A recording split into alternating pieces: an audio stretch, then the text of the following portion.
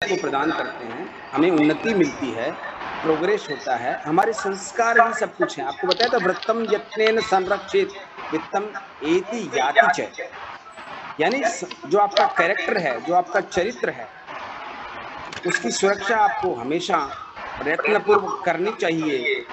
क्यों? क्योंकि धन तो आता है और जाता जाता है। है, लेकिन चरित्र आने और जाने पर मनुष्य को मृत्यु के समान माना जाता है, मृत व्यक्ति के समान माना। धन आने पर, चला जाने पर फिर, लेकिन संस्कार है, जो हमारे कैरेक्टर है, वो जाने हम मृत्यु के समान होते हैं, मृत व्यक्ति के समान होते हैं। ठीक है बच्चों, ये हमने पढ़ाया था। अब जो क्लास मिस किया है उसको मैं बताना चाहूंगा कि संधि हमने पढ़ी सबसे पहले, वर्णमाला का ज्ञान होना चाहिए। तो बच्चों आज की क्लास में केवल और केवल जो छात्र क्लास नहीं लेते हैं उनके लिए एक वीडियो हम बना रहे हैं। तो इसमें आपको बता दें हम वर्णमाला, ध्यान से सुनिएगा आप सभी, आप क्लास ले चुके हैं सभी, लेकिन फिर से सुनिएगा, रिवीजन आपका हो रहा है। तो रिवीजन कई बार होता है, संस्कृत का सिलेबस बहुत कम होता है। तो बता दें कि वर्णमाला जो है उस स्वर और व्यंजनों से मिलकर बनती है। स्वर संस्कृत में 13 होते हैं, 13 है। ह्रस्व स्वर, दीर्घ स्वर और प्लुत स्वर, या संयुक्त स्वर भी हो सकते हैं। ये आपने पढ़े हैं 6 to 8 में। उसके बाद व्यंजन 25 तो स्पर्श व्यंजन होते हैं, 4 अंतस्थ होते हैं और 4 ऊष्म होते हैं, टोटल 33 होते हैं। यस, जानते हैं सभी आप लोग? Yes sir. Yes sir. Yes sir. अब इसमें विशेष क्या मैं बताने जा रहा हूं कि वर्णों के मिलान से जो बनती है वो संधि होती है। जैसे अ प्लस अ बराबर क्या होता है? ये उस प्रकार अ प्लस ई बराबर क्या होता है? तो सब जगह अलग अलग कार्य हो रहा है। अ प्लस ए बराबर आ, ये तो दीर्घ आ हो गया, और अ प्लस ई बराबर ए, ये गुण हो गया। तो संधि जो है वो भी 3 प्रकार की होती है, स्वर संधि, व्यंजन संधि और विसर्ग संधि। अब 9th क्लास में केवल 2 संधि है, स्वर और व्यंजन। व्यंजन के भी ज्यादा भेद नहीं है। तो स्वर संधि में दोनों तरफ से स्वर मिलेंगे, प्लस के पहले भी स्वर होगा और प्लस के बाद भी स्वर होगा। अब स्वरों के मिलान से एक नया स्वर मिलेगा, बनेगा, वही स्वर संधि है। जैसे देव प्लस आलय, क्या बनेगा? देवालय। आलय। तो देव में अ, आलय में आ मिलके दीर्घ आ बना, तो देवालय बन गया। बिल्कुल राइट। Yes sir. तो दीर्घ संधि को 4 भागों में बांटा गया। कितने भागों में बांटा गया बच्चों? 4 भागों में बांटा गया। एक तो अ और ए, एक ई और ई, एक ऊ और ऊ, और एक री और री। आपस में यदि ये मिलते हैं तो आपस में दीर्घ स्वर हो जाते हैं। ए का दीर्घ क्या होता है बच्चों? ए का दीर्घ क्या होता है? और ई का दीर्घ ई, और ऊ का दीर्घ ऊ। दीर्घ ऊ, और री का दीर्घ री। तो स्क्रीन पर आप देखेंगे, आपको मैं लिख देता हूं, ये नोट करेंगे। जिन बच्चों ने पहले क्लास नहीं लिया उनके लिए विशेष।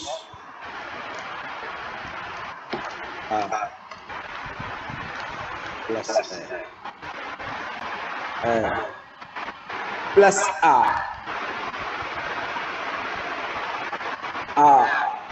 प्लस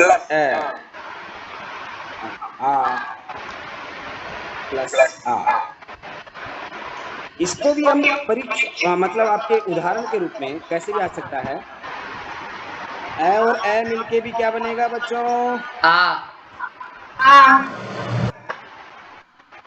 आंसर यहाँ लिख रहा हूं मैं। और ये भी मिलके क्या बनेगा? ए आ भी, और ये आ ए भी, और ये भी एक आपका उदाहरण नियम हो गया। ठीक है बच्चों? Yes sir. उदाहरण देखिए इसका, हिम प्लस अंशु।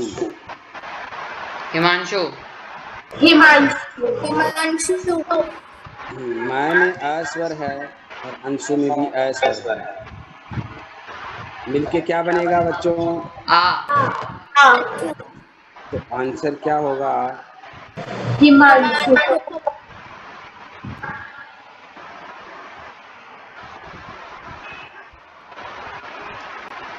क्लियर है बच्चों? Sir clear.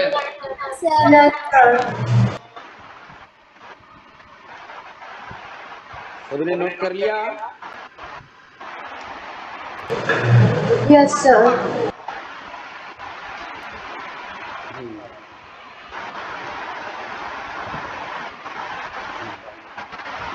अब हम बात करते हैं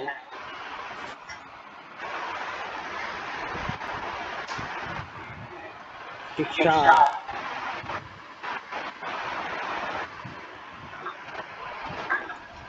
प्लस अर्थी ही, अर्थी होंगी, शिक्षार्थी। क्या बनेगा? आ और ए भी आ, तो क्या आंसर होगा बच्चों?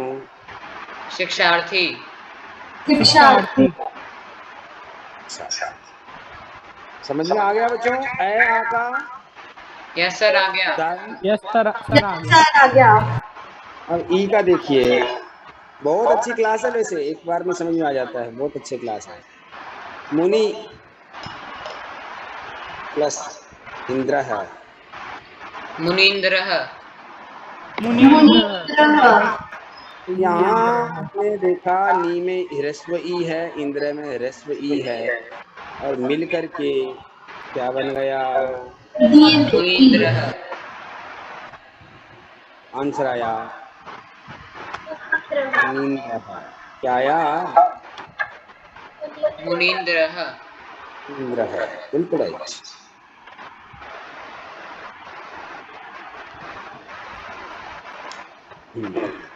उसी प्रकार देखिए गुरु, तो रे का विशेष ध्यान देना आपको, ऊ की मात्रा का, ये टच है। गुरु प्लस उपदेश है, प्लस देश। गुरुपदेश। दीर्घ ऊ। यस, हाँ, यहाँ रू में छोटा ऊ है, उपदेश में भी छोटा ऊ है, दीर्घ ह्रस्व ऊ है, मिलकर दीर्घ ऊ बन जाएगा। अब ऊ की मात्रा कैसे लगाएंगे? देखिए गुरु में ये वाली देखो, यहाँ तो टच था बच्चों, देख रहे हैं र में अ ऊ, र में ऊ टच था, र देखो ये छोटा ऊ की मात्रा ऐसी होती है टच, यस और सर। बड़े ऊ की ऐसे गो, ऐसे गो, गुरुपदेश, ये अंतर है। ये बन गया आपका गुरुपदेश है। और लास्ट उदाहरण री का देखिए, सबसे ज्यादा हम ऋणी हैं अपने माता पिता के, तो मातृ प्लस ऋणम, मातृणम। दीर्घरी। यहाँ हम देख रहे हैं ह्रस्वरी और ह्रस्वरी मिलकर बन रहा है दीर्घरी। दीर्घ। आंसर आया, दीर्घरी की डबल मात्रा हो जाती है मातृणम। डबल मात्रा दिख रही है बच्चों आपको? Yes sir. मातृणम बन गया। ये दीर्घ संधि हमने जान ली। वैसे भी हमारा आप मान के चलिए सिलेबस कंप्लीट होने को है, कुछ भी जो आपको, जो भी छात्र क्लास नहीं ले रहे थे, जो नए छात्र हैं, नए छात्र छात्राएं हैं, उनके लिए रिवीजन काफी दिनों तक होगा। आपके जुलाई के, आप तो ये मान के चलिए कि कम से कम 15 डेज में रिवीजन करवाऊंगा, तो जो भी आपका कुछ भी शेष बचा है, सब कुछ बचा है, मान लो कोई नेटवर्क प्रॉब्लम से, किसी भी प्रॉब्लम से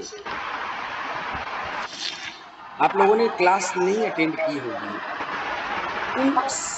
देखो प्रॉब्लम्स तो जीवन भर रहती है इंसान के, लेकिन आप बहाना प्रॉब्लम का ना बनाए हमेशा, यदि किसी की क्लास मिस हुई है, कोई न्यू स्टूडेंट है, तो पूरा 15 डेज 15 दिन आपको रिवीजन करवाया जाएगा, जिसमें आपके संधि हो गया, नया प्रत्यय हम पढ़ाएंगे, अभी लिटरेचर में कुछ चैप्टर पढ़ाए हैं वो सब रिवीजन में आएगा। आपको पता है बच्चों, आपको टुगेदर विथ में एक्सरसाइज करने के लिए बोला हुआ, चेक करवाएंगे तो रिवीजन ही तो होगा वो। Yes sir. अतिरिक्त प्रश्न क्यों छोड़ा है हमने कि रिवीजन में हम दोबारा पढ़ लें उसको। आप लोग तो करके रहिए टुगेदर विथ, आपको परचेज कर लिए, पेंसिल से भरते रहिए उसको, ठीक है बच्चों।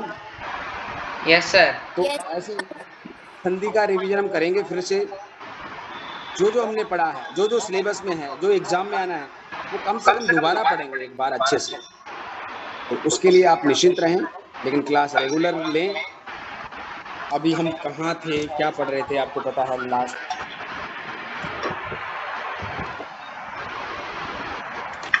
सर सूक्ति मुक्तिकम निकाल लीजिए, आ जाइए। तो कल हमने सर पढ़ा हमने था चौथा बच्चों किया था।